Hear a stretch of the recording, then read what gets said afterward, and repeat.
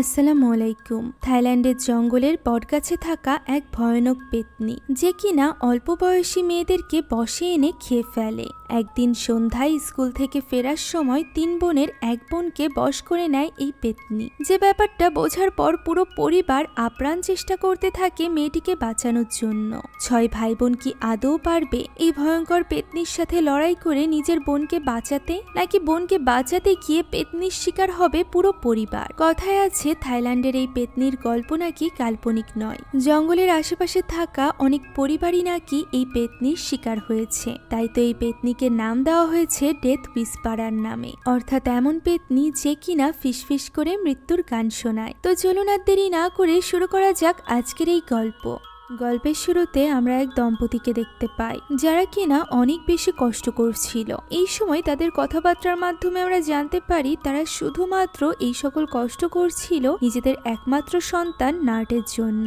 নার্ট অনেকদিন ধরে বেশ অসুস্থ, বাবার মতে সে সুস্থ হয়ে উঠছে, তবে মায়ের এখনো পর্যন্ত তার জন্য অনেক বেশি চিন্তা হচ্ছে। সে বিশেষ কিছু একটা নিয়ে ভীষণ ভয় পাচ্ছে। ঠিক তখনই দূর থেকে কারোর গলার চিৎকার শোনা যায়, যে কিনা বাবা মা কে ডাকছিল। এটা নার্টের চিৎকার ছিল। মেয়ের চিৎকার শুনে বাবা মা আর দেরি না করে দ্রুত ছুটে যায় মেয়ের কাছে। ঘর বাইরে থেকেই তালা দেওয়া ছিল। কোনো মতে তালা খুলে ভেতরে প্রবেশ করে তারা দেখতে পায় নার্ট ব্যথায় ছটফট করছে। মেয়ের এমন অবস্থা দেখে নার্টের বাবা মা কি করবে তা বুঝে উঠতে পারছিল না। ঠিক তখনই আস্তে আস্তে করে নার্টের পেট ফুলে উঠতে শুরু করে। তার গলা মুখ সবকিছু ফুলতে থাকে, আর এরপর মুখ থেকে শুরু করে শরীরের বিভিন্ন স্থান থেকে রক্ত ঝরতে আরম্ভ করে। বাবা মায়ের সামনেই ছটফট করতে করতে মারা যায় নার্ট।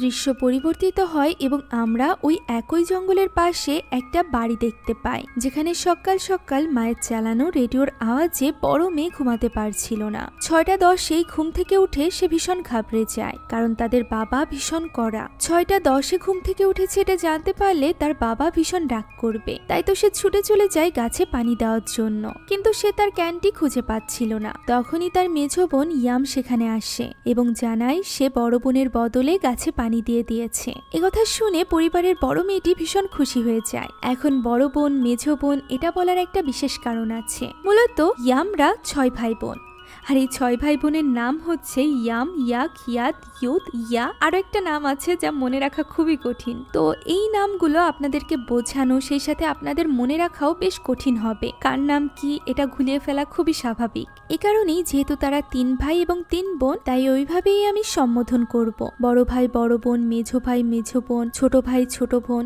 এইভাবে। তারা 3 বোন যখন মায়ের কাজে সাহায্য করছিল, তখনই তাদের মা তাদেরকে একটা সুসংবাদ দেয়। সে জানায় তাদের বাবা আজ রাতে নাকি তাদের সবাইকে মেলায় নিয়ে যাবে, তাই তারা যেন স্কুল ছুটির সাথে সাথেই বাড়িতে ফিরে আসে। এখানে বড় বোন জিজ্ঞাসা করে যে তাদের বড় ভাই কবে ফিরে আসবে। তাদের মা জানায় তাদের বড় ভাই আজকালকের মধ্যে বাসায় ফিরে আসবে। চিঠিতে তো অন্তত পক্ষে সে এটাই জানিয়েছে। মূলত তাদের বড় ভাই সোলজার হওয়ার জন্য বাড়ি ছেড়ে শহরে চলে গিয়েছিল, কিন্তু কোনো এক কারণে সে সেনাবাহিনীতে যোগ দিতে পারেনি। এর কারণ আমরা আস্তে আস্তে জানতে পারবো। আপাতত 3 বোন রেডি হয়ে রওনা দেয় স্কুলের উদ্দেশ্যে। যাওয়ার সময় বড় বোনের মনে পড়ে যায় আজ স্কুলে তো তারই ক্লাসরুম পরিষ্কার করতে হবে, আজ তো তাহলে তার দেরি হয়ে যাবে বাড়িতে ফিরতে। আর এই কথা মাকে বলতে তার একদমই মনে নেই। তখন ইয়াম তাকে বলে যে তারা ব্যাপারটা সামলে নিবে। তবে ছোট বোনের এখানে ভীষণ মন খারাপ ছিল, কারণ তার মনে হচ্ছিল মেলায় গেলেও তাকে কটন ক্যান্ডি কেউ কিনে দিবে না। এরই মধ্যে স্কুল বাস চলে আসে। তখন বড় বোন বলে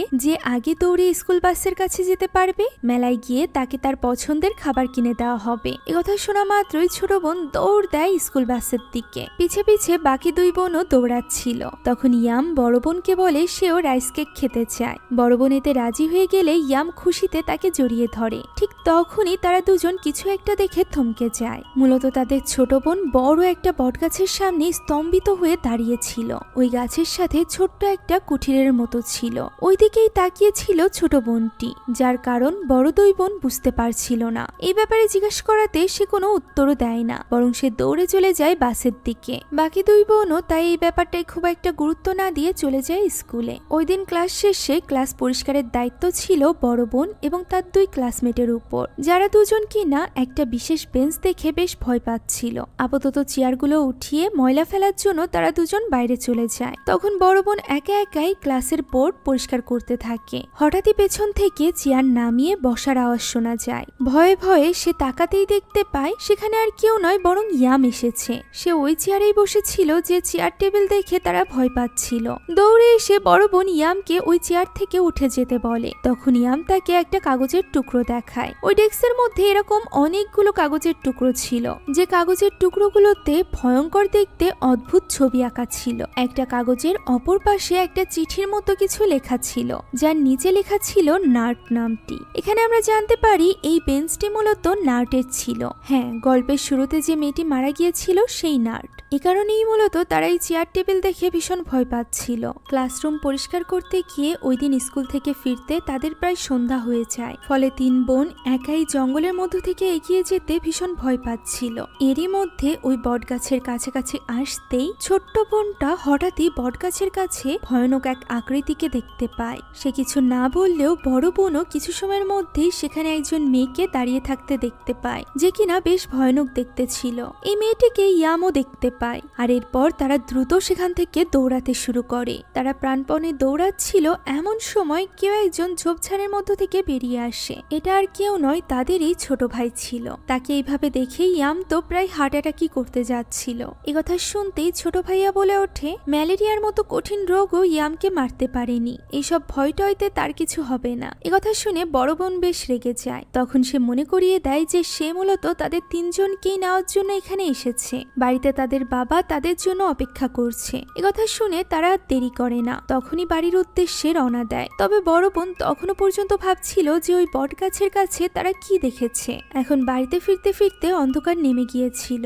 ওই সময় তাদের বাবা তাদের মেঝো ভাইয়ের সাথে কথা বলছিল। তাদেরকে দেখা মাত্রই তাদের বাবা ভীষণ রেগে যায়। তবে মেঝো ভাই সবকিছু সামলে নেয়। আর এরপর যাবতীয় কাজ শেষ করে তারা পৌঁছে যায় মেলাতে। পাঁচ ভাই বোনই এখানে এসে ভীষণ খুশি ছিল, একসাথে বেশ আনন্দও করছিল তারা। ছোট বোনকে কটন ক্যান্ডি কিনে দেওয়ার সময় হঠাৎই বড় বোন লক্ষ্য করে যে ইয়ামের গায়ে অনেক জ্বর। সে এই ব্যাপারটা মাকে জানাতে চাইছিল, কিন্তু ইয়াম সেটা জানাতে দেয় না, কারণ বাবা জানতে পারলে এখন ইয়ামকে বাড়িতে পাঠিয়ে দিবে। তাদের আর মেলাতে ঘোরা হবে না। এছাড়া আর সে নাগরদোলায় উঠতে চায়। তখন বড় বোন বলে এটা করা ঠিক হবে না, নাগরদোলায় উঠলে হয়তোবা তার শরীর আরো বেশি খারাপ করবে। কিন্তু ইয়ামের মতে এমনও তো হতে পারে তার জীবনে এই সুযোগটা আর দ্বিতীয়বার আসবে না, এটাই হতে পারে তার নাগরদোলায় শেষ চড়া। যে কথা শুনে বড় বোন চিন্তায় পড়ে যায়। আর এরপর সে বলে নাগরদোলা থেকে নেমেই সে মাকে জানিয়ে দিবে তার অসুস্থতার ব্যাপারে। এ কথাই ইয়াম রাজি হয়ে যায়। এরই মধ্যে তাদের দুই ভাইও তাদের কাছে চলে আসে। পাঁচ ভাই বোন মিলে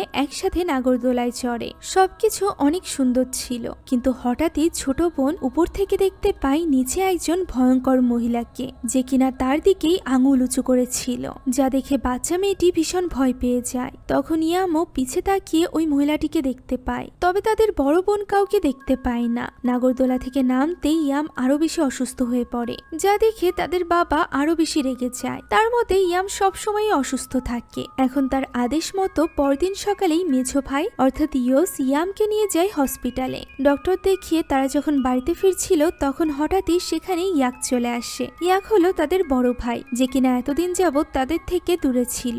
বড় ভাই ইয়াককে দেখে ইয়াম খুশি হলেও ইয়োস খুব একটা খুশি হয় না। এমনকি ইয়াকের দেওয়া গ্যাস লাইটটিও সে নিতে চায় না। তবে বাকি ভাই বোনেরা তার ফিরে আসায় ভীষণ খুশি ছিল। সব থেকে বেশি খুশি ছিল তাদের মা। তবে তাদের বাবা সবসময়ের মতো আসতেই তাকে কাজ ধরিয়ে দেয়, যদিও ইয়াক ব্যাপারটাকে বেশ মজার সাথে হ্যান্ডেল করে। বাবার কড়া শাসনকে বাকি ছেলেমেয়েরা বেশ ভয় পেলেও ইয়াক অতটা ভয় পেত না। সে বেশ মজার মানুষ ছিল। খাবার টেবিলেও সে বেশ মজাই করছিল। এমন সময় হঠাৎই ইয়ামের খারাপ লাগতে শুরু করে। তাই সে বড় বোনকে বলে তাকে বিছানা পর্যন্ত পৌঁছে দিতে। ব্যাপারটা তাদের বাবার ভালো লাগে না, এতগুলো সন্তানের মধ্যে শুধুমাত্র ইয়ামই এত অসুস্থ থাকে। তবে ইয়াকের এই ব্যাপারটা নিয়ে বেশ চিন্তা হচ্ছিল। ওই রাতে এক ভয়ানক স্বপ্ন দেখে ইয়ামের ঘুম ভেঙে যায়। তখন সে খেয়াল করে তার মাথার সাইডে জানালাটি খুলে গিয়েছে। কোনো মতে সাহস করে জানালাটি আটকে শুয়ে পড়া মাত্রই জানালাটি আবারও খুলে যায়। ইয়াম তাই আবারও মশারি উঁচু করে দেখতে যায় আসলে সেখানে কি হচ্ছে। ঠিক তখনই তার ঠিক পেছনে আমরা এক ভয়ানক আত্মাকে দেখতে পাই। এর কিছু সময়ের মধ্যেই ইয়াম হঠাৎই কারোর একটা বসে চলে আসে। সে নিজে থেকে ওই ঘর থেকে বেরিয়ে চলে যায়। ইয়ামের বড় বোনও এই জিনিসটা দেখে ফেলে, তাই সে ইয়ামের পিছু করতে শুরু করে। বাইরে আসতে এসে দেখতে পায় তাদের বাড়ির বৌদ্ধ মন্দিরে যে প্রদীপটি জ্বালানো ছিল সেটা নিভে গিয়েছে। কিছু দূর সামনে এগোতেই সে দেখতে পায় ইয়াম নিচে বসে কিছু একটা খাচ্ছে। ইয়ামকে ডাক দিতেই সে ঘুরে তাকায়, আর ঠিক তখনই পিছে থাকা রেডিওটি আপনা আপনি চলে ওঠে। বড় বোন সেটা অফ করতে গেলে ইয়াম তার কাছে চলে আসে এবং তাকে জানায় সে ক্ষুধার্ত ছিল। একথা বলে ইয়াম ঘরে ফিরে যায়। বড় বোনও তার পিছে পিছে ঘরে চলে যায়। তবে সে বুঝতে পারছিল না ইয়াম আসলে সেখানে বসে কি খাচ্ছিল, কারণ তার মুখে রক্তের মতো কিছু একটা লেগেছিল। সেই সাথে সে কোনো খাবারও গরম করেনি। সেই ব্যাপারে ইয়ামকে জিজ্ঞাসা করতে শুরু করে। আর ঠিক তখনই হঠাৎই কিছু একটা শব্দ শোনা যায়। মনে হচ্ছিল কোনো এক ভয়ানক কণ্ঠ গান গাইছে। আর এই গান শুরু হওয়া মাত্রই বড় বোন খুব অদ্ভুত ভাবে সেখানেই ঘুমিয়ে পড়ে। তার ঘুম ভাঙে পরদিন সকালে। ঘুম ভাঙতেই সে বাইরে চিৎকার চেঁচামেচির আওয়াজ শুনতে পায়। তাদের একজন কর্মচারী তাদের ফার্মে আর কাজ করতে চাইছিল না। এর কারণ সে তার বাবাকেও বলতে চাইছিল না, কারণ তার মতে তাদের বাবা কখনোই তার কথা বিশ্বাস করবে না। তাদের বাবা এখানে তাকে টাকাও বাড়িয়ে দিতে চায়, কিন্তু লোকটি কিছুতে এখানে আর কাজ করতে রাজি হয় না। তখন ইয়াক লোকটির সাথে কথা বলে, তাকে বলে যে সে তাকে কাজ করতে জোর করছে না। সে শুধুমাত্র ওই কারণটি জানতে চায় যে কারণে সে এখানে আর কাজ করতে চাচ্ছে না। লোকটি বলে সে কারণটি তো বলতে পারবে না, তবে সে শুধুমাত্র ইয়াককে এইটুকুই বলতে পারে যে ইয়াক যেন তার পরিবারের উপর নজর রাখে। একথা বলেই লোকটি সেখান থেকে চলে যায়। ফলে ইয়াক বুঝতে পারে এখন এই ফার্মের দায়িত্ব পুরোপুরিভাবে তাদের ভাই বোনদের উপরই আছে। তাই সে তখনই তার মেঝো ভাই ইয়োসের সাথে কাজে বেরিয়ে পড়ে। এদিকে ইয়াম তখন ঘরে খুব অদ্ভুত ভাবে বিছানার উপর বসেছিল, যে জিনিসটা দেখে তাদের ছোট বোনও বেশ ভয় পাচ্ছিল। ওই সময় বড় বোন রুমে চলে আসে। সে ইয়ামকে বলে আজকে বাইরের পরিবেশটা বেশ সুন্দর, তারা দুজন চাইলে একসাথে হাঁটতে যেতে পারে। তবে ইয়াম স্পষ্টভাবে না জানিয়ে তখনই শুয়ে পড়ে। আর এরপর ছোট বোনের দিকে তাকিয়ে একটা গালি দিয়ে তাকে বলে পা চাপতে। ইয়ামের এমন অদ্ভুত ব্যবহার দেখে তার বড় বোনও বেশ অবাক হয়ে যায়। এর কারণ জিজ্ঞাসা করতেই ইয়াম তার সাথেও বাজে ব্যবহার করে, যা দেখে বড় বোন বেশ রেগে যায়। তাদের এই চিৎকার চেঁচামেচি শুনে তাদের মাও সেখানে চলে আসে। তাদের বড় বোন সত্যিটা বলতে যাবে তার আগে ইয়াম খুবই ইনোসেন্ট ভাবে তাদের মায়ের কাছে মিথ্যা নালিশ করে যে সে অসুস্থ থাকা সত্ত্বেও তাদের বড় বোন নাকি তাকে জোর করে বাইরে নিয়ে যেতে চাইছে। সে যেতে রাজি হয়নি, এই জন্যই সে চিৎকার চেঁচামেচি করছে। ফলে একথাই বিশ্বাস করে তাদের মা তার বড় মেয়েকে বকা দিতে থাকে, যার ফলে সে ভীষণ কষ্ট পায় এবং বাইরে গিয়ে কাঁদতে শুরু করে। তখনই ছোট বোনও তার কাছে চলে আসে। সে তার বড় বোনকে জানায় আজ রাতেই সে তার বড় বোনের সাথে শুতে চায়। এর কারণ জিজ্ঞাসা করতেই সে জানায় গত রাতে যখন তার ঘুম ভেঙে গিয়েছিল তখন সে ইয়ামকে খুবই ভয়ঙ্কর ভাবে তার দিকে তাকিয়ে থাকতে দেখেছিল। সে মাটিতে এটা এঁকে দেখাতে থাকে, যা দেখে তার বড় বোনও ভীষণ ভয় পেয়ে যায়। ভয়ের সাথে সাথে সে এই ব্যাপারটা নিয়ে বেশ চিন্তায়ও পড়ে যায়। পর মুহূর্তেই সে তার মাকে সাহায্য করতে থাকে রেডি হওয়ার জন্য। মূলত আজ তাদের বাবা মা কিছু কাজের জন্য শহরে যাচ্ছে, তাই আজ রাতে তারা 6 ভাই বোনই শুধুমাত্র এই বাড়িতে থাকবে। এই ব্যাপারটা নিয়ে বড় বোন ভীষণ ভয় পেয়েছিল। সে এখানে তার চিন্তার বিষয়টিও তার মাকে বলার চেষ্টা করে, তবে তার মা ব্যস্ততার জন্য এই ব্যাপারে খুব একটা গুরুত্ব দেয় না। তারা দুজন তখনই রওনা হয়। পিছে থেকে যায় 6 ভাই বোন। বাবা মা বেরোতেই 3 ভাই আলোচনায় বসে যায়। ইয়াক মূলত জানার চেষ্টা করছিল যে ওই কর্মচারী কেন তাদের কাজ ছেড়ে দিয়েছে, গতরাতে এই বাড়িতে অদ্ভুত কোনো কিছু ঘটেছে কিনা। এই কথা জিজ্ঞাসা করতেই আড়াল থেকে বেরিয়ে আসে বড় বোন। সে লুকিয়ে প্রথম থেকেই তাদের আলোচনা শুনছিল। সে জানায় গতরাতে সে অদ্ভুত এক শব্দ শুনেছিল। শুনে মনে হচ্ছিল জঙ্গলের মধ্যে কোনো ভয়ানক পেতনি গান গাইছে। তবে এই কণ্ঠ বাকিরা যেহেতু শোনেনি, তাই তাদের মনে হয় হয়তোবা এটা তার মনের ভুল। তবে তারা সবাই এটা বুঝতে পারছিল যে ইয়াম সময়ের সাথে সাথে সুস্থ নয়, বরং আরো বেশি অসুস্থ হয়ে পড়ছিল। এখন ওই রাতে ইয়াক বাইরে শুয়ে শুয়ে এইসব ব্যাপারই ভাবছিল।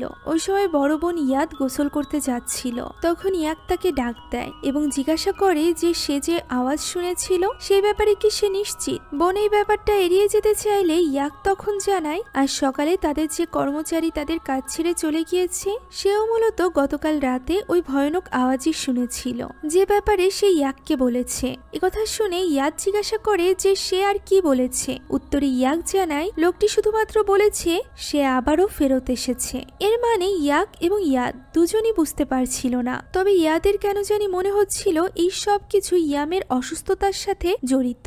ইয়াক তাকে এই সব ব্যাপারে চিন্তা করতে নিষেধ করে। এখন ওই রাতে ঘুমানোর সময় হঠাৎই বড় বোন ইয়াদের ঘুম ভেঙে যায়। সে দেখতে পায় গতকাল রাতের মতো আজ রাতও ইয়াম উঠে কোথাও একটা চলে যাচ্ছে। সে যখনই ইয়ামের পিছু করতে শুরু করে তখনই আবার ওই কণ্ঠের আওয়াজ শোনা যায়। পেতনির মতো ওই কণ্ঠের গান শুনে ইয়াদ কিছুতেই নিজের ঘুম আটকে রাখতে পারছিল না। তাই সে দাঁত দিয়ে নিজের হাত কামড়ে রাখে যাতে করে সে নিজের ঘুম আটকে রাখতে পারে। আর এরপর ওই আওয়াজ বন্ধ হলে সে চলে যায় তার 3 ভাইকে ডাকতে। তবে তারা কেউই তখন বিছানায় ছিল না। ঠিক তখনই বাইরে বন্দুক চলার আওয়াজ শোনা যায়, যে আওয়াজ শুনে ছোট বোন ভয়ে চিৎকার করে ওঠে। ইয়াদ তাই তার কাছে চলে আসে। তখন সে বাইরে চিৎকার চেঁচামেচি সেই সাথে বন্দুকের গুলি চলার আওয়াজ শুনতে পায়। ওই সময় ইয়ামকে খুঁজতে তার বাইরে যাওয়া জরুরি ছিল। তবে ছোট বোন এখানে একা থাকতে ভীষণ ভয় পাচ্ছিল। তখন বড় বোন তাকে বুঝিয়ে সুঝিয়ে আলমারির মধ্যে লুকিয়ে থাকতে বলে যাতে করে তারা ইয়ামকে খুঁজে বের করতে পারে। আর এরপর সে চলে যায় বাইরে ইয়ামকে খুঁজতে। ভাইয়েরা তাকে ভেতরেই থাকতে বলছিল। তারা কেউই তখন জানতো না বাইরে আসলে কি আছে। হঠাৎই তারা দেখতে পায় দূরে একজন ভয়ানক দেখতে মহিলা দাঁড়িয়ে আছে। ইয়াক তার উপর কোনো কিছু না ভেবেই গুলি চালিয়ে দেয়, কিন্তু পর মুহূর্তেই সে সেখান থেকে গায়েব হয়ে যায়। এরই মধ্যে তাদের ছোট ভাই ইয়ামকে কোলে করে নিয়ে বাড়িতে ফিরে আসে। সব ভাই বোন ভেতরে ঢোকার সাথে সাথেই মেন দরজা আটকে দেওয়া হয়। আর এরপর ইয়ামকে শুইয়ে দেওয়া হয় তার বিছানায়। ইয়ামের জ্ঞান ফিরতেই সে নিজের সামনে তার সব ভাই বোনকে দেখে বেশ অবাক হয়ে যায়। ইয়াক তাকে জিজ্ঞাসা করে তার শরীর কেমন লাগছে। উত্তরে ইয়াম বলে তার পেট ব্যথা করছে। এখন যেহেতু ইয়াম পুরোপুরি স্বাভাবিক ছিল তাই তারা 3 ভাই বাইরে চলে যায়। ছোট বোনকে ইয়ামের কাছে রেখে বড় বোনও তাদের সাথে বাইরে চলে আসে এবং সরাসরি তাদেরকে জিজ্ঞাসা করে যে একটু আগে কি হয়েছিল। তখন ইয়াক জানায় তারা 3 ভাই মিলে বাইরে বসে মদ্যপান করছিল। একে তো তাদের বাবা বাড়িতে ছিল না, এর উপর আবার তারা 3 ভাই আজ রাতে জেগে থেকে পাহারা দিতে চাইছিল। এ কারণেই তারা বাইরে বসেছিল। এখানে আমরা জানতে পারি মেঝো ভাই মূলত ইয়াককে এই কারণেই পছন্দ করতো না, কেননা ইয়াক অনেক আগেই এই বাড়ি ছেড়ে চলে গিয়েছিল। তার এরকম দায়িত্বহীন ভাবে চলে যাওয়ার জন্য ইয়োসকে অর্থাৎ মেঝো ভাইকেই মূলত তার ভাগের কাজও করতে হতো। এ কারণেই তার বড় ভাইয়ের উপর এত রাগ। তারা 3 ভাই এই নিয়ে কথা বলতে বলতে বাকি 2 ভাই তো ঘুমিয়ে যায়। তবে ইয়াক ঘুমায় না, সে জেগে থেকে তখনও পাহারা দিচ্ছিল। হঠাৎই বাতি নিভে যেতে শুরু করে। সে দেখতে পায় দূরে লাইটটিও ফ্লিকার করছে। ঠিক তখনই ঘরের মধ্যে দরজা খোলার শব্দ শোনা যায়। ইয়াক পিছে ঘুরতেই দেখতে পায় ইয়াম তখন বাড়ি থেকেই বেরিয়ে যাচ্ছে। সে ইয়ামকে আটকানোর চেষ্টা করে। ঠিক তখনই হঠাৎ করে রেডিওতে কোনো এক অদ্ভুত আওয়াজ শুরু হয়ে যায়। এটা সেই পেতনির গানটি ছিল, যা শুনে ইয়াক কোনোভাবেই নিজের ঘুম আটকে রাখতে পারছিল না। সে কোনো মতে মোমবাতির উপর হাত রেখে তার ঘুম আটকে নেয়। আর এরপর যখনই ওই আওয়াজটি বন্ধ হয় তখনই সে নিজের 2 ভাইকেও জাগিয়ে নেয়। আর এরপর তারা ইয়ামকে খুঁজতে আরম্ভ করে। ইয়ামকে খুঁজতে খুঁজতে তারা জঙ্গলের ভেতরে চলে যায়, যেখানে তারা ইয়ামকে তো খুঁজে পায়, তবে ইয়াম তাদের সামনেই অজ্ঞান হয়ে যায়। সেই সাথে আশেপাশে তারা ওই মহিলাটিকেও দেখতে পারছিল, যে কারণে ইয়াক বেশ ক্ষেপে যায়। সে তখনই আশেপাশে যেখানেই ওই মহিলাটিকে দেখছিল সেখানেই গুলি চালাতে শুরু করে। মেয়েটিকে দেখেই বোঝা যাচ্ছিল সে কোনো সাধারণ মানুষ নয়, হতে পারে সেই জঙ্গলেরই কোনো পেতনি। ইয়াক যখন তার উপর গুলি করছিল তখন ইয়োস অর্থাৎ মেঝো ভাই ইয়ামকে কোলে নিয়ে বসেছিল। এই পুরো ঘটনা শোনার পর বড় বোন ইয়াদও বেশ অবাক হয়ে যায়। ইয়াক তাকে জিজ্ঞাসা করে ইয়াদ এই ব্যাপারে আর কিছু জানে কি। তখন ইয়াদ জিজ্ঞাসা করে যে ওই মহিলাটি কি লম্বা চুলওয়ালা, অদ্ভুত দেখতে, সেই সাথে কালো কাপড় পরিহিত, যেমন কাপড় তারা ফিনারেলের সময় পরে থাকে আর কি। একথা শুনে ভাইয়েরা পাল্টা জিজ্ঞাসা করে যে সে এই মহিলাকে কোথায় দেখেছে। উত্তরে বোন জানায় বড় বটগাছের নিচে, যে গাছটি তাদের স্কুল থেকে আসা যাওয়ার পথে বাঁধে। একথা বলতেই হঠাৎ করেই তাদের দরজায় আওয়াজ হয়ে ওঠে। তিন ভাই এগিয়ে গিয়েও কাউকেই দেখতে পায় না। এই রাতটি তাদের এইভাবেই চিন্তায় চিন্তায় কেটে যায়। পরদিন সকালে গাড়ি ঠিক করার সময় ইয়াকের কাছে ইয়াদ আসে। তখন ইয়াক জানায় ইয়ামের সাথে যা যা হচ্ছে ঠিক এমনটাই ঘটেছিল নার্ডের সাথে। একথা শুনে ইয়াদ অবাক হয়ে যায়। সে জানতে চায় ইয়াক কিভাবে নার্ডের কথা জানলো। ইয়াক জানায় সে আশেপাশে খোঁজ নিয়েছে আর এখন সে যাবে ইয়ামের জন্য সাহায্য খুঁজতে। এই সময় ইয়াদ যেন ইয়ামের দিকে খেয়াল রাখে, এর জন্য সে ইয়াদকে কিছু টাকাও দেয় যাতে করে সে তাদের তিন বোনের জন্য ভালো কিছু কিনে খেতে পারে। এরই মধ্যে সেখানে তাদের মেঝো ভাই ইয়ত চলে আসে। ইয়াক তাকে জানায় সে ইয়ামের জন্য সার্জেন্ট পাফানের বাড়িতে যাচ্ছে। এই সময়টুকু ইয়োস যেন এই ফার্মের খেয়াল রাখে। একথা শুনে ইয়োস আবারও রেগে যায়। তখন ফাইনালি ইয়াক ইয়োসের কাছে ক্ষমা চায় 4 বছর আগে তাকে একা ফেলে চলে যাওয়ার জন্য। ইয়োস এখানে তার বড় ভাইকে ক্ষমা করে দেয় এবং তার লাইটারটাও অ্যাকসেপ্ট করে নেয়। সেই সাথে সে জানে যে তার পুরোপুরি বিশ্বাস আছে ইয়াক কখনোই তাদের কিছু হতে দিবে না, সে তার সব ভাই বোনকে রক্ষা করবে। একথা শুনে ইয়াকও মনের জোর ফিরে পায়। এদিকে বড় বোন ভেতরে এসে দেখতে পায় অসুস্থ ইয়াম বাইরের দিকে তাকিয়ে বসে আছে, এমনকি সে খাবারটা পর্যন্ত খায়নি। একথা জিজ্ঞাসা করলে ইয়াম জানায় তার পেটে ব্যথা করছে। ইয়ামের মন ভালো করার জন্য তার বড় বোন তাকে জানায় ইয়াক তাদেরকে টাকা দিয়েছে, যে টাকার একটা অংশ সে ইয়ামের হাতে তুলে দেয়। আরেকটা অংশ নিয়ে সে বের হয়ে যেতে চায় যাতে করে সে ইয়ামের জন্য পিঙ্ক মিল্ক আনতে পারে। ইয়াম তখন তার কাছে আবদার করে বলে সেও তার সাথে বাইরে যেতে চায়, কিন্তু সে তো উঠে ঠিকমতো ভাবে হাঁটতেই পারছিল না, যে কারণে বড় বোন নিতে না চাইলেও পরবর্তীতে ইয়ামের মন খারাপ দেখে সে তাকে নিয়ে যেতে রাজি হয়ে যায়। তবে তার আগে মায়ের পারমিশনের দরকার ছিল, যে কারণে সে ইয়ামকে রেডি হতে বলে বাইরে চলে যায় মায়ের পারমিশন নেওয়ার জন্য। যাওয়ার আগে সে ইয়ামকে উদ্দেশ্য করে বলে যে গতবার যখন সে ইয়ামকে বাইরে নিয়ে যেতে চাইছিল তখন ইয়াম তার সাথে খুবই দুর্ব্যবহার করেছিল। একথা শুনে ইয়াম অবাক হয়ে যায়, কেননা তার এমন কোনো কিছু মনেই নেই। ব্যাপারটা বুঝতে পেরে তার বড় বোন তাকে এইসব ব্যাপারে খুব একটা চিন্তা করতে নিষেধ করে। একদিকে বড় বোন চেষ্টা করছিল তাদের মাকে রাজি করাতে যাতে করে তারা ইয়ামকে নিয়ে বাইরে যেতে পারে। অন্যদিকে ইয়াম একা ঘরে আলমারি থেকে কাপড় বের করছিল। হঠাৎই আমরা দেখতে পাই জানালার উপর সেই মহিলাটি বসা যাকে কিনা ইয়াম মেলায় দেখেছিল। জামা বের করে পিছে ঘুরতেই মহিলাটি ইয়ামের পিছে চলে আসে এবং তার মুখের ভেতর হাত ঢুকিয়ে দেয়, যে কারণে ইয়াম চিৎকার করতে পারে না। সে কিছু একটা তো করছিল ইয়ামের মুখের ভিতর। এর উপর আবার সেই ইয়ামকে মাটিতে ফেলে তার হাত পা পুরোপুরি ভাবে পাড়া দিয়ে এবং হাত পা বাঁকিয়ে রেখে দিয়েছিল যাতে করে সে নড়াচড়াও না করতে পারে। ইয়াম চেষ্টা করছিল নিজেকে তার হাত থেকে মুক্ত করার, কিন্তু পারছিল না। এদিকে বাইরে চলতে থাকা রেডিওর কারণে তার মা এবং বোনও তার গোংরানোর আওয়াজও শুনতে পারছিল না। রেডিওতে গোলযোগ দিচ্ছিল, ইয়ামের মা সেটাই ঠিক করছিল। হঠাৎ করে রেডিওটি অফ হয়ে যায়। অন্যদিকে ইয়ামের উপর বসে থাকা ওই মহিলাটি খুবই নৃশংসভাবে ইয়ামের মুখ থেকে তার একটা দাঁত তুলে নিয়ে আসে এবং খুবই ভয়ানক ভাবে সেটা নিজের মুখে দিয়ে খেতে শুরু করে। ওই সময় ইয়ামের কান্নার আওয়াজ শুনে তার মা এবং বোন ছুটে যায় তার ঘরে। তারা এই ভয়ানক দৃশ্য দেখে একেবারেই হতভম্ব হয়ে যায়। ইয়ামের মা তো মহিলাটিকে মেরে মেরে ঘর থেকে বের করে দেয়। পাগল মহিলাটি তার দিকেই আঙুল উঁচু করে হাসতে থাকে, যেন কি সে কিছু একটা জানে। এদিকে ইয়ামের অবস্থা খুবই খারাপ ছিল, তার বড় বোন তাকে সামলাচ্ছিল। এর কিছু সময়ের মধ্যে ইয়াক সার্জেন্ট পাফেনকে নিয়ে বাড়িতে চলে আসে। এসেই সে অবাক হয়ে যায়। দিনের বেলা সচরাচর তাদের বাড়ির দরজা বন্ধ থাকে না, তাই সে তার মাকে ডাকতে থাকে। মা এখানে পাফেনকে দেখে তার হাত ধরেই বলে ওঠে চাউই এখানে এসেছিল, যে কথা শুনে স্বয়ং পাফেনও বেশ চিন্তিত হয়ে পড়ে। চাউই হলো ওই পাগল মহিলাটি। ঘরের ভেতর ইয়াম তখন একা বসেছিল, তাও আবার খুবই ভয়ানক ভাবে। সেখানে পাফান আসে। পাফান আসতে ইয়াম তার মুখের উপর চুইংগাম ছুঁড়ে মারে, আর এরপর সে পাফানকে সেখান থেকে চলে যেতে বলে। ইয়াম তখন পুরোপুরি ভাবে কারোর একটা বসে ছিল। পাফান তখন তার মধ্যে থাকা ওই আত্মাকে উদ্দেশ্য করে বলে চাউই যেন এখান থেকে চলে যায়। উত্তরে ইয়াম বলে সে চাউই নয়, বরং সে ইয়াম। একথা শুনে ইয়াক বেশ চিন্তিত হয়ে পড়ে। সে পাফানের কাছে বারবার জানতে চায় চাউই কে। পাফান তখন ইয়াককে সাথে নিয়ে চাউইর ঠিকানার উদ্দেশ্যে রওনা দেয় এবং পথে সে ইয়াককে চাউইর ব্যাপারে বলতে থাকে। চাউই মূলত পাফানের গ্রামেই থাকত। থাকতো। লোকেদের মতে সে কালো জাদু করত, যে কারণে লোকেরা তার আশেপাশেও ঘেঁষতে চাইতো না। তাদের মতে চাওয়ের আশেপাশে আসলে তাদের ভাগ্য খারাপ হয়ে যাবে। আর এই কারণেই বহু বছর আগে গ্রামবাসীরা মিলে চাওইকে গ্রাম থেকে বের করে দিয়েছিল। এখন সেই জঙ্গলেরই একটি কুঠিরে থাকে। কিছু সময়ের মধ্যে তারা সেখানে পৌঁছেও যায়। ওই সময় আমরা চাওইকে দেখতে পাই যে কিনা খুবই নোংরা ভাবে ওই রুমের ভেতর কোনো একটা কালো জাদুর রিচুয়াল পারফর্ম করছিল।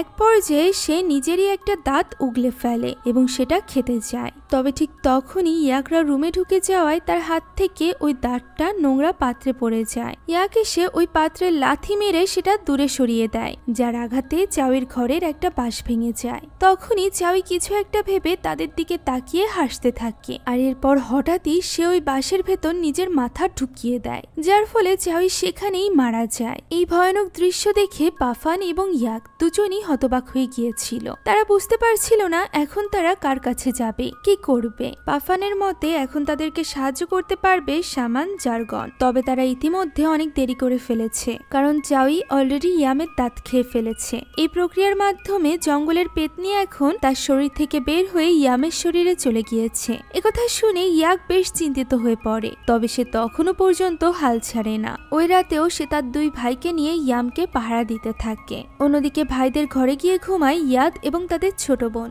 দেখতে দেখতে রাত 2টো বেজে যায়। তিন ভাই তখনও পাহারা দিচ্ছিল। হঠাৎই ওই গানের ধ্বনি ভেসে আসে। দেখতে দেখতে বাকি দুই ভাই ঘুমিয়ে পড়ে। ইয়াক অনেক চেষ্টা করছিল নিজেকে জাগিয়ে রাখার। নিজেকে কোনো মতে জাগিয়ে সে বাকি দুই ভাইকেও জাগানোর চেষ্টা করছিল। এরই মধ্যে ঘর থেকে বেরিয়ে আসে ইয়াম। এবার আমরা দেখতে পাই ইয়াম নিজেই সরাসরি ওই ঘুমপাড়ানি গানটি গাইছিল। এই গানের প্রভাব ঘরের মধ্যে থাকা বড় বোনের উপরও পড়ছিল। সে কোনো মতে ঘুম আটকানোর জন্য নিজের হাত কামড়ে রেখেছিল। এদিকে ইয়ামকে এইভাবে নিজের সামনে দেখে ইয়াক কোনো মতে ল্যাম্প পর্যন্ত পৌঁছানোর চেষ্টা করতে থাকে, যাতে করে আগুনের উপর হাত রেখে হলেও সে নিজের ঘুম আটকাতে পারে। কিন্তু শেষমেশ সেই কাজে ব্যর্থ হয় এবং সেখানেই ঘুমিয়ে পড়ে। ইয়াক ঘুমাতে ইয়াম চুপ হয়ে যায় এবং সে বাড়ি থেকে বাইরে বেরিয়ে যায়। এদিকে ইয়াক তখনও পর্যন্ত জেগেছিল। কামড়ে থাকার কারণে তার হাত থেকে রক্ত বের হয়ে গিয়েছিল। সে বাইরে এসে ইয়াকের ঘুম ভাঙানোর চেষ্টা করে। প্রথমে তো ইয়াকের কিছুতেই ঘুম ভাঙছিল না। পরবর্তীতে ইয়াককে আঘাত করে করে তার ঘুম ভাঙায়, আর এরপর দুই ভাই বোন মিলে বাকি দুই ভাইয়েরও ঘুম ভাঙায়। এরপর বোনকে ঘরে যেতে বলে তারা তিন ভাই বেরিয়ে পড়ে বন্দুক নিয়ে ইয়ামের খোঁজে। বাইরে গিয়ে তারা ইয়ামকে ডাকতে থাকে। চিল্লাপাল্লার আওয়াজ শুনে তাদের বাবা মাও বাইরে চলে আসে। তাদের বাবা এই সকল পরিস্থিতি যেন মেনে নিতেই পারছিল না। সে তো বিশ্বাস করতেই রাজি ছিল না যে ইয়াম আসলে কারোর বশে চলে এসেছে।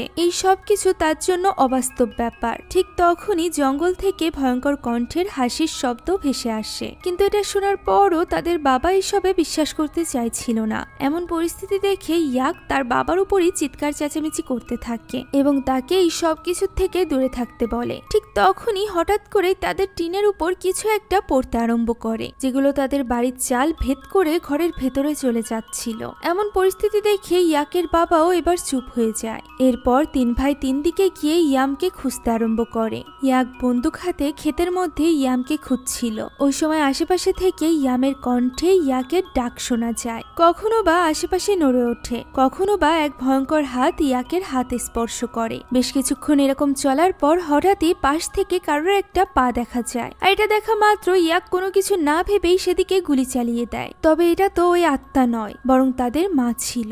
গুলি লাগার কারণে মুহূর্তের মধ্যে সে মাটিতে লুটিয়ে পড়ে, যা দেখে ইয়াক প্রচন্ড কষ্ট পায়। সে তার কাছে এসে কাঁদতে আরম্ভ করে। তখনই দেখা যায় আসলে সেটি তার মা নয়, বরং জঙ্গলের ওই পেতনিটি ছিল, যে কিনা এখন ইয়াকের মায়ের রূপে ছিল, যে কিনা মুহূর্তের মধ্যে উঠে দাঁড়িয়ে ইয়াককেই ধাও করতে শুরু করে। ইয়াকের বন্দুকে তখন গুলি ছিল না। সে কোনো মতে রিলোড দিতে থাকে এবং দৌড়াতে থাকে। রিলোড দেওয়া শেষ হতেই সে ওই পেতনি বরাবর গুলি করে, যার ফলে ওই পেতনি গায়েব হয়ে যায়। আর এরপর আবারও আশপাশ থেকে মনে হচ্ছিল কিছু একটা তার দিকে ধেয়ে আসছে। তাই ইয়াক দৌড়ে ওই ফসল ক্ষেত থেকে বাইরে বেরিয়ে আসে। মনে হচ্ছিল কিছু একটা ফসল ক্ষেত থেকে বাইরে আসছে। ঠিক তখনই দেখা যায় তার মা এসেছে। কোনো কিছু না ভেবে সে আবারও মায়ের উপর গুলি করতে যায়, তবে তখন কোনো মতে তার ভাই তাকে আটকে নেয়, কারণ এটা সত্যিকার অর্থেই তাদের মা ছিল।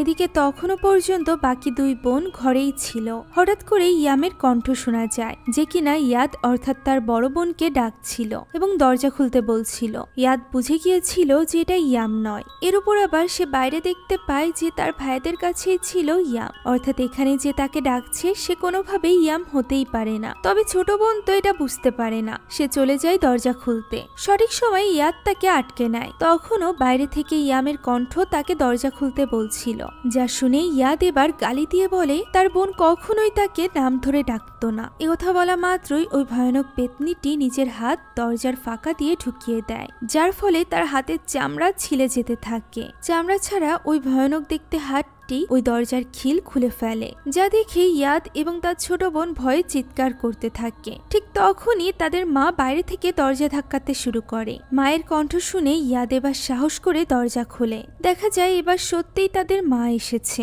এভাবেই তাদের এই রাতটিও কেটে যায়। পরদিন সকালে দুই ভাই মিলে ঘরের চাল ঠিক করছিল, যা গতকাল রাতের ওই ঘটনার কারণে ক্ষতিগ্রস্ত হয়েছিল। ঠিক তখনই ইয়াক পাফান এবং মিস্টার পুতকে নিয়ে সেখানে এসে হাজির হয়। মিস্টার পুত আসলে একজন কবিরাজ টাইপের লোক ছিল।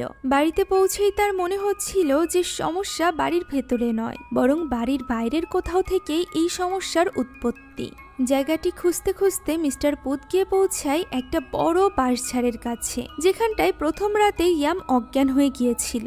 এখন এখান থেকে তারা বাড়ির ভেতরে যায়, যেখানে প্রবেশের আগেই মিস্টার পুত দরজায় কিছু সিম্বল আঁকে, আর এরপর বাড়ির ভেতরে প্রবেশ করে। সে সরাসরি চলে যায় ইয়ামের ঘরে। ইয়ামের ঘরে তখন মিস্টার পুত, ইয়াক এবং তাদের বাবা মা ছিল। মিস্টার পুতকে দেখা মাত্র ইয়াম অদ্ভুত আচরণ করতে শুরু করে। সে খুবই নিষ্পাপ ভাবে নিজের মাকে ডাকে এবং তার কাছে সাহায্য চায়। ইয়াক তখন বিছানায় উঠে যায় এবং ইয়ামকে আটকে ধরে, আর এরপর মিস্টার পুত তার মাথায় হাত রাখে, যার ফলে ইয়াম ছটফট করতে থাকে। চিৎকার করতে করতে তার দুই চোখ রক্তবর্ণ ধারণ করে। তখন সে আবারও তার মায়ের কাছে সাহায্য চায়। এমন সময় তাদের মায়ের যেন কি একটা হয়ে যায়। সে নিজেকে কোনো রকমে নিয়ন্ত্রণে রাখতে পারে না, ছুটে যায় ইয়ামের কাছে এবং উল্টে মিস্টার পুতের সাথেই বাজে ব্যবহার করতে শুরু করে। স্ত্রী সন্তানের এমন অবস্থা দেখে তাদের বাবা তখনও পর্যন্ত নিজের চোখকে বিশ্বাস করতে পারছিল না। তাই সে বাইরে থেকে একটা লাঠি নিয়ে আসে এবং তার মেয়ের মধ্যে থাকা পেতনিকে উদ্দেশ্য করে বলতে থাকে সে যেন ইয়ামের শরীর ছেড়ে চলে যায়। তবে ইয়াম এই কথা শুনতে নারাজ হলে সে তাকে মারতে শুরু করে।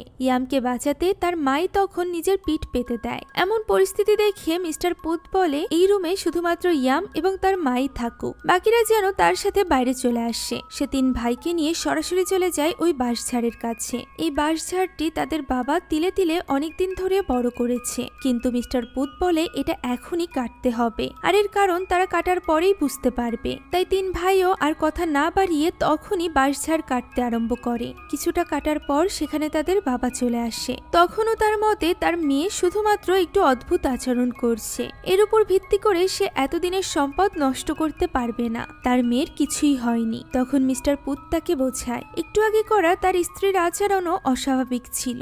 সেই সাথে সে যখন তার মেয়েকে মারতে যাচ্ছিল তখনও তার আচরণ অস্বাভাবিক ছিল। আর এই সব কিছু ওই পেতনির কারণেই হচ্ছে। ওই পেতনি অনেক চালাক, সে তাদের সবাইকে নিয়ে খেলছে। ইয়াকো এখানে তাদের বাবাকে বোঝায় এবং বলে যদি তারা এই বাঁশঝাড়ের মধ্যে কোনো কিছু না পায় তাহলে তাদের বাবা যা বলবে সে তাই করবে। এ কথা শুনে তাদের বাবা তাদেরকে অনুমতি দিয়ে দেয়, আর এরপর তারা তিন ভাই মিলে বাঁশঝাড় কাটতে থাকে। কিছু দূর কাটতেই ভেতর থেকে প্রচন্ড দুর্গন্ধ বের হচ্ছিল, আর এরপর তারা ভেতরে যা দেখতে পায় তা দেখার জন্য তারা মোটেও প্রস্তুত ছিল না। ভেতরে মানব শরীরের বিভিন্ন অর্গান ছিল, এমনকি সেখানে একটা জীবন্ত হৃৎপিণ্ড ছিল, যা দেখে মিস্টার পুত বলে এটা মূলত সেই সকল জিনিস যার দ্বারা ওই পেতনি কারোর শরীরকে বশ করে রাখতে পারে। তাই তাদেরকে এই জিনিসটা ধ্বংস করতে হবে। ঠিক তখনই তাদের এক ভাই ভুলবশত ওই হৃৎপিণ্ডের উপর একটি খুঞ্চি দিয়ে খোঁচা মারে, যার সাথে সাথে আমরা দেখতে পাই ইয়াম সেখানে চলে আসে এবং চিৎকার করে দৌড়ে তাদের দিকে এগোতে থাকে। সবাই মিলে তাকে আটকানোর চেষ্টা করেও ব্যর্থ হয়। সবাই তাকে ধরে রেখেছিল। তখন মিস্টার পুত হাতে কোনো একটা লাল বস্তু নিয়ে তার কপালে ধরে, যার ফলে ইয়াম চিৎকার করে সেখানেই লুটিয়ে পড়ে। আর এরপর তারা ওই অর্গানে কেরোসিন ঢেলে আগুন ধরিয়ে দেয়। সেটা পড়ে যাওয়ার সাথে সাথে মিস্টার পুত তার হাতে থাকা বিশেষ ছুরিটি দিয়ে মাটিতে আঘাত করে, যার ফলে ইয়াম চিৎকার করে সেখানেই অজ্ঞান হয়ে যায়। মিস্টার পুত বলে এবার ইয়ামকে হসপিটালে নিয়ে যেতে হবে, কারণ তার শরীর অনেক বেশি দুর্বল, তাকে বাঁচাতে হলে ডক্টরের কাছে নিয়ে যেতে হবে। ছোট বোনটাকে নিয়ে মেঝো ভাই এবং বাবা বাড়িতে থেকে যায়। বাকি সবাই রওনা দেয় হসপিটালের উদ্দেশ্যে। তাদের মধ্য থেকে সব থেকে স্ট্রং মাইন্ড ছিল ইয়াকের, আর এই কারণে মিস্টার পুত তাকেই গাড়ি চালাতে বলে, কারণ তার মতে পেতনি চাইলেও খুব সহজে ইয়াককে বশ করতে পারবে না। তবে ইয়াকরা বুঝতে পারছিল না যে এই পেতনি কেন ইয়ামকেই বশ করেছে। তখন মিস্টার পুত জিজ্ঞাসা করে যে ইয়াম কি কখনো মৃত্যুকে খুব কাছে থেকে দেখেছে। উত্তরে তাদের মা জানায় যে হ্যাঁ, ছোটবেলাতে ইয়ামের ম্যালেরিয়া হয়েছিল, সবাই তো ধরেই নিয়েছিল সে মারা গিয়েছে, কিন্তু হঠাৎই সে অদ্ভুতভাবে সুস্থ হয়ে ওঠে। মিস্টার পুতের মতে এ কারণেই হয়তোবা ওই পেতনি ইয়ামের আত্মাকে বশ করেছে। ইয়াক জিজ্ঞাসা করে নার্টের সাথে কি হয়েছিল। উত্তরে মিস্টার পুত জানায় সে মৃত্যুর আগে নার্টকে দেখেছিল। মূলত এই পেতনির জন্য নার্ট ছিল একটা খাবারের মতো, আর এই পেতনি কোনোভাবে নিজের খাবারকে নিজের হাতছাড়া হতে দেয় না। যদি কখনো খাবার হাতছাড়া হয়ে যায় তাহলে সে ওই খাবারকেই মেরে ফেলে। অর্থাৎ ইয়ামকে তারা মুক্ত করতে চাইলে হয়তোবা ওই পেতনি ইয়ামকে মেরে ফেলার চেষ্টা করবে। আর এমন বিপদের জন্য মিস্টার পুত আগে থেকেই ইয়াককে কিছু বন্দুকের গুলি দিয়েছিল, যে গুলিগুলো কোনো সাধারণ গুলি ছিল না। আর এ কারণেই সে ইয়াককে এটি বুঝে শুনে ব্যবহার করতে বলে। এইসব কথা বলতে বলতে ইয়ামের শরীর খারাপ হতে শুরু করে। মিস্টার পুত তার মাথায় হাত রাখতেই হঠাৎ করেই সবাই যেন অদৃশ্য হয়ে যায়। ইয়াক তার আশেপাশে এমনকি গাড়ির পেছনে কাউকেই দেখতে পারছিল না। তার মনে হচ্ছিল সে সম্পূর্ণ গাড়িতে একা। তবে আমরা পর মুহূর্তেই দেখতে পাই আসলে ব্যাপারটা এমন ছিল না। গাড়িতে বাকি সবাইও ছিল, কিন্তু তাদের কাউকে ইয়াক দেখতে পারছিল না। পিছে বসা ইয়াদ রাস্তার পাশে সেই সকল মেয়েদেরকে দেখতে পায় যাদেরকে কখনো না কখনো ওই পেতনি বশ করেছিল। তাদের মধ্যে নাটও ছিল। হঠাৎই তখন ইয়াক তার সামনে অসংখ্য ভয়ানক আত্মাদেরকে হাওয়ায় ঝুলে থাকতে দেখতে পায়। তবুও সে না থেমে সামনের দিকে চলতে থাকে। এদিকে তখনই ইয়াদের মাথার উপর কিছু নোংরা জিনিস এসে পড়ে। উপরে তাকাতেই সেই নাটের ভয়ানক চেহারা দেখতে পায়, যা দেখে তারা দুই ভাই বোনই ভয় পেয়ে যায়। তখন পাফান তাদেরকে চোখ বন্ধ রাখতে বলে। ওই মুহূর্তে আমরা ইয়াককে দেখতে পাই যে কিনা নিজের পুরো পরিবারকে রাস্তার মাঝখানে দাঁড়িয়ে থাকতে দেখতে পায়। সে বুঝতে পারছিল না এই মুহূর্তে সে কি করবে, গাড়ি থামাবে নাকি চালিয়ে যাবে। কোথাও না কোথাও ইয়াক জানতো যে এই সব কিছু আসলে তার মনের ভুল, তাই সে হাওয়ায় গুলি চালাতে থাকে এবং গাড়ি সজোরে চালিয়ে তার পরিবারের মধ্য দিয়েই বেরিয়ে যায়। মুহূর্তের মধ্যে সে দেখতে পায় সবকিছু ঠিক হয়ে গিয়েছে। এখন সে বাকি সবাইকেও গাড়িতে দেখতে পারছিল। এদিকে নার্টের আত্মা যে কিনা পিছে থাকা সবার উপর আক্রমণ করছিল সেও গায়েব হয়ে গিয়েছিল। নিজের পরিবারকে সুরক্ষিত দেখে ইয়াক কিছুটা মনে সাহস ফিরে পায়। ঠিক তখনই আবার ওই ইয়ামের রূপে থাকা পেতনিটি ঘুমপাড়ানি গান শুরু করে দেয়, যার ফলে বাকি সবাই তো ঘুমিয়ে যায়। তবে ইয়াক কোনো মতে নিজের ঘুম আটকে রাখার চেষ্টা করতে থাকে। মিস্টার পুতো কোনো রকমে ঘুম আটকে রেখে ওই লাল জিনিসটি আবারও ইয়ামের কপালে ছোঁয়ানোর চেষ্টা করে। তবে তখনই ইয়াম কামড়ে তার আঙুল কেটে নেয়। আর এরপর সে ইয়াকের গাড়ি কন্ট্রোলের বাইরে নিয়ে যায় এবং সেটিকে একটি গাছের সাথে গিয়ে অ্যাক্সিডেন্ট করায়। কিছু সময় পর ইয়াকের জ্ঞান ফিরে আসে। জ্ঞান ফিরতেই সে জানতে পারে ওই অ্যাক্সিডেন্টের কারণে মিস্টার পুত মারা গিয়েছে। বাকি সবাইকে ইয়ামের শরীরে থাকা ওই পেতনি টেনে টেনে নিয়ে রাস্তার মাঝখানে নিয়ে রেখেছে। ইয়াক এখানে ওই পেতনিকে জিজ্ঞাসা করে সে কি চায়। উত্তরে ওই পেতনি বলে আপাতত সে একে একে তাদের সবাইকে শেষ করে দিতে চায়। ইয়াক তখন তার কাছে থাকা ওই বন্দুকটি খুঁজছিল। তবে ওই বন্দুকটি তো তার কাছে নয়, বরং ইয়ামের কাছে ছিল, যেটা দিয়ে ওই পেতনি ইয়াককে ভয় দেখাতে থাকে যে তার পরিবার ইয়ামকে মেরে ফেলবে সে। ওই সময় ওই পেতনি বলে সে তো শুধুমাত্র ইয়ামকে নিয়েই চলে যেত, কিন্তু তাদের পরিবার অনেক বেশি জেদি, বিশেষ করে ইয়াক।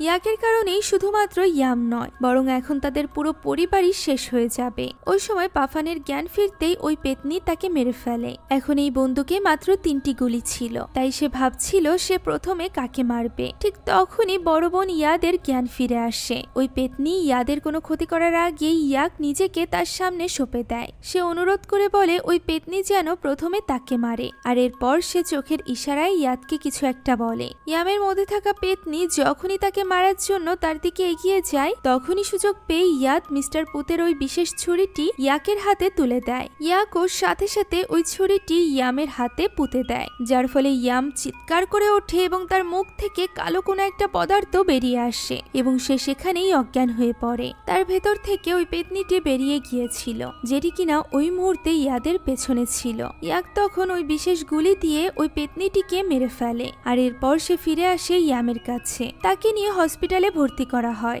সকাল হতেই ইয়ামের জ্ঞান ফিরে আসে। এখন সে পুরোপুরিভাবে সুস্থ হয়ে গিয়েছিল। এই কয়েকদিন তার সাথে কি হয়েছে তার কোনো কিছুই মনে ছিল না। ওই সময় আমরা বাইরে বসে থাকা ইয়াককে দেখতে পাই, যাকে কিনা তার ছোট ভাই তাদের সবার জীবন বাঁচানোর জন্য ধন্যবাদ জানায়। তখন ইয়াক বলে এই ধন্যবাদ পাওয়ার আসল যোগ্যতা রাখে মিস্টার পুত এবং পাফান। তাদের জন্যই আসলে তাদের পরিবার আজ রক্ষা পেয়েছে। ইয়াককে সে আবারও প্রশ্ন করে যে ইয়াক সেদিন কেন ফিরে এসেছিল, সে কি এই সব কিছু বুঝতে পেরেছিল আগে থেকে? উত্তরে ইয়াক জানায় পাফানি নাকি ইয়াকের মাকে দিয়ে ইয়াককে চিঠি লিখিয়েছিল। পাফানি মূলত প্রথম থেকেই বুঝতে পেরেছিল কিছু একটা ঘটতে চলেছে, আর এই কারণেই মূলত সেদিন তাদের মা তার ছোট ছেলেকে পাঠিয়েছিল মেয়েদেরকে স্কুল থেকে আসার পথে নিয়ে আসার জন্য। এই সব কিছু ভাবতে ভাবতেই ওই দিন গড়িয়ে রাত হয়ে যায়। ইয়াম তখনও হসপিটালেই ভর্তি ছিল।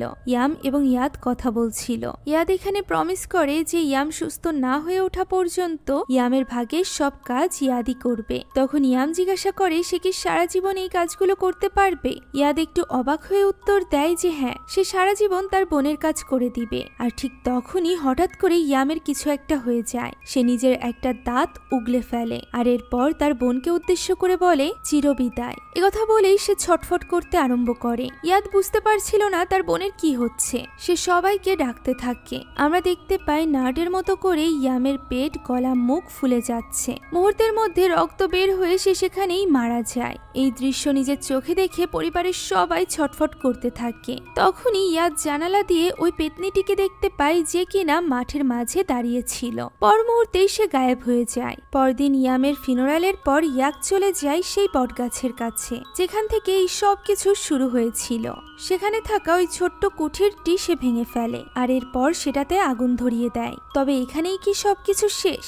ইয়াকের মতে এ তো সবে শুরু। তবে কিসের শুরু? এই ব্যাপারে এই মুভিতে আমাদেরকে কিছুই জানানো হয় না। হয়তোবা এই মুভির পরবর্তী কোনো পার্টে আমরা জানতে পারবো। আপাতত থাইল্যান্ডের জঙ্গলে থাকা এই ভয়ানক পেতনির গল্প আপনাদের কাছে কেমন লাগলো কমেন্টে জানাতে ভুলবেন না। সেই সাথে আমাদের হন্টিং বাংলা চ্যানেলে যদি আপনারা নতুন হয়ে থাকেন, please subscribe to our channel. আপনাদের মধ্য থেকে অনেকেই আমার ভিডিও রেগুলার দেখেন অথচ সাবস্ক্রাইব করেন না। সাবস্ক্রাইব করুন যাতে করে আমরা খুব দ্রুতই 2 মিলিয়নের দিকে এগিয়ে যেতে পারি। Thank you so much for watching this video. আল্লাহ হাফেজ।